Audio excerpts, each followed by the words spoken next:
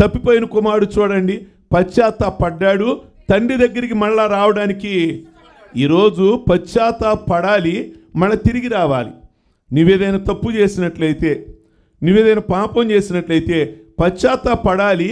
పశ్చాత్తాపడిన తర్వాత ఏమవ్వాలి అంటే మళ్ళీ ప్రభువు వైపుకి నువ్వు తిరగాలి. కానీ ఇస్కరియోతు యోధ తిరగల. నిజంగా చాలా విచారకరమైన విషయం. ఎంత విచారకరమైన విషయమైనా మనకు కావాల్సిన విషయం అంటే, శత్రువు అయిన వాడు కూడా ఏం చెప్పాడు అంటే చక్కటి సాక్ష్యాన్ని ప్రభు గురించి మాట్లాడాడు. రెండో మాట ధ్యానం చేద్దాం. చూడండి, పరిశుద్ధ గ్రంథంలో యోహాను సువార్త 19వ అధ్యాయము 6వ వచనాన్ని చదువుకుందాము. ప్రధాన యాజకులను బంట్రోతులను ఆయనను చూచి సిలువ వేయము సిలువ వేయము అని కేకలు వేయగా, పిలాతు ఆయన యందు ఏ దోషమును నాకు కనబడలేదు గనుక మీరే ఆయనను తీసుకుని పోయి సిలువ వేయుడని వారితో చెప్పెను. అందుకు యూదులు, మాకు నియమము కలదు, దేవుని కుమారుడనని ఇతడు చెప్పుకొనిన గనుక ఆ నియమము చొప్పున ఇతడు చావవలెనని అతనితో చెప్పిరి. చాలండి, ఈ మాటలు మనం దేవుని యొక్క వాక్యంలో గమనిస్తే, రెండోది పిలాతు. యేసు ప్రభువు వారి సిలువుకి ప్రధానమైన వ్యక్తి ఎవరు అంటే పిలాతు. పిలాతు ఎవరండి?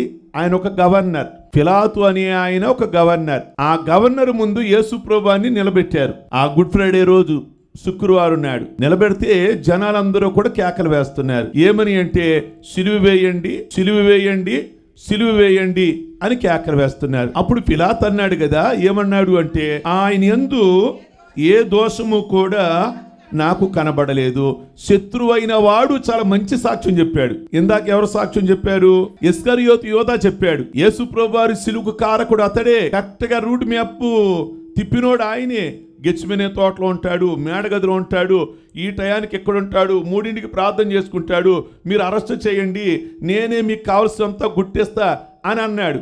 లాస్ట్కి ఏమనుకున్నాడు కానీ, నేను నిరపరాధిని చెరుపుడికై నేను ఈ విధంగా అప్పగించాను, నేను తప్పు చేశాను అని అంటే, రెండో వ్యక్తి గవర్నర్. ప్రియ దేవుని బిడ్డలారా, ఈయన కైసరియాలో ఉంటాడు. కానీ ప్రెసెంట్ యేసు ప్రభువారు మరణ సమయంలో ఎక్కడున్నాడు అంటే యెరూషలేములో ఉన్నాడు. ఎందుకు యెరూషలేము వచ్చాడు ఈయనంటే, అక్కడ యెరూషలేములో పండుగ జరుగుతుంది, పస్కా పండుగ జరుగుతుంది. కొన్ని లక్షల మంది, 25-30 లక్షల మంది వస్తారు యెరూషలేం దూర దేశాల నుంచి, అనగా యెరూషలేం మందిరానికి. కనుక గవర్నర్ అనగా రోమా చక్రవర్తి అయినటువంటి కైసర్ ఆయన ఏం చేశాడు అంటే, పిలాతుని ఆ పండగ అయ్యేదాకా ఒక గవర్నర్ పోస్టులో నువ్వు అక్కడ ఉండి శాంతి భద్రతలకు భంగం కలగకుండా నీ ఉండాలి అని ఆయన పంపించాడు. ప్రియ దేవుని బిడ్డలారా, ఈ పిలాతుకున్న అర్హత, యోగ్యత ఏంటంటే ఎక్కడికి వెళ్ళినా కానీ తన భార్యను తీసుకొని కూడా వెళ్ళొచ్చు. అది అందరికీ లేదు ఆ రోజుల్లో. తన భార్యను తీసుకొని వెళ్ళొచ్చు క్యాంప్కి. కనుక ఇప్పుడు యెరూషలేము వచ్చాడు తన భార్యను తీసుకొని, క్లౌడియా ప్రాకుల్యా అనే భార్యను తీసుకొని. వచ్చిన తర్వాత ఇక్కడ వాతావరణం అంతా కూడా గమనించాడు. ఈయనకి పూర్తిగా అర్థం కావట్లా. ఇదేదో మతానికి సంబంధించిందిలాగా ఉంది, రాజకీయానికి సంబంధించిందిలాగా లేదు కదా. ఓ గవర్నర్ పోస్ట్లో ఉన్నవాడు ఏమన్నాడు అంటే, ఈయన యందు నాకు నా యాంగిల్లో నేను చూసా, అన్ని విధాల నా యాంగిల్లో నేను అన్ని కోణాల్లో చూసా. ఆయనలో ఎక్కడైనా రాంగ్ స్టెప్ ఉందా, మాటలో కానీ ఏమైనా ఎక్కడ ఏమీ కూడా కనిపించలా. మరి ఈయనకి ఎలా నేను సిలువేయాలి? ప్రియ దేవుని బిడ్డలారా, ఏ శైలో ఏ దోషం లేదు. గవర్నర్ మొత్తం స్టడీ చేశాడు. యూదులు చాలా ఇచ్చారు లిస్టు.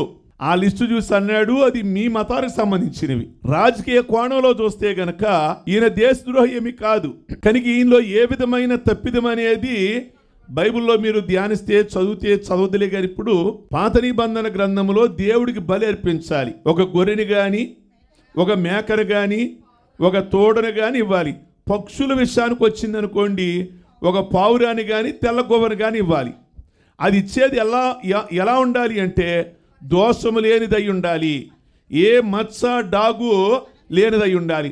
ఆ పాత నిబంధన గ్రంథంలో ఉన్న లేవీకాండంలో ఉంటుంది 1:3లో, అక్కడ ఉన్న ఆ దూడైనా లేదా గొర్రెైనా ఆ మేకైనా లేదా తెల్ల గొవ్వైనా లేక పావురమైనా ఎవరు అంటే ప్రభు అయిన యేసుక్రీస్తే. నిజంగా దేవుడికి బలి అర్పించేది ఏది మచ్చ ఉండకూడదు. అనగా కన్ను పోయిందో లేదా కాలు ఇరిగిందో లేదా కుంటిదో గుడ్డిదో ఒళ్ళంతా మచ్చలు ఉన్నదో దేవుడికి బలిగా ఇవ్వకూడదు.